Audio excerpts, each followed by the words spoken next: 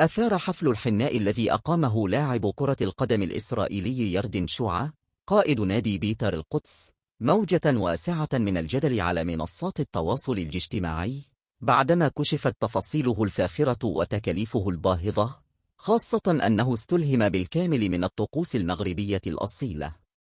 ففي أجواء احتفالية مبهرة، احتضن مجمع المناسبات الفاخر بمدينة نستسيونا هذا الحدث الاستثنائي الذي أقيم في يوم الخميس، وهو من أكثر الأيام طلباً لتنظيم الحفلات، ما انعكس على ارتفاع تكاليف الضيافة.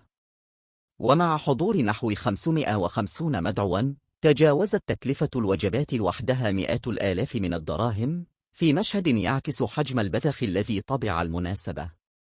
ولم تقتصر الفخامة على الضيافة فقط، بل امتدت إلى الفقرات الفنية التي أحياها نخبة من أبرز الفنانين في إسرائيل، حيث وصلت أجورهم إلى مبالغ ضخمة، رافعة بذلك سقف التكاليف إلى مستويات غير مسبوقة.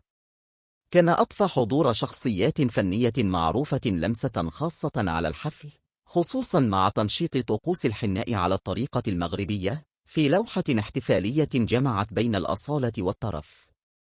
أما من ناحية الأزياء، فقد خطفت العروس الأنظار بإطلالات متعددة تنوعت بين تصاميم فاخرة، بعضها جلب من خارج البلاد، فيما ظهر العريس ببدلة أنيقة خصيصا للمناسبة، ما زاد من بريق السهرة وأثقل كاهل ميزانيتها.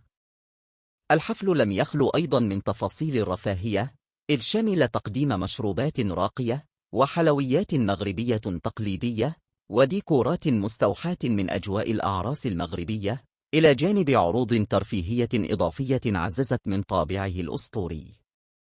وبين الأرقام المتداولة والتفاصيل غير المعلنة، تشير التقديرات إلى أن التكلفة الإجمالية لهذا الحفل الفخم تجاوزت 1.9 مليون درهم مغربي، وقد تقترب من 2.7 مليون درهم، ما جعله حديث الساعة وأشعل نقاشا واسعا حول مظاهر البذخ واستلهام التقاليد المغربية في مناسبات عالمية.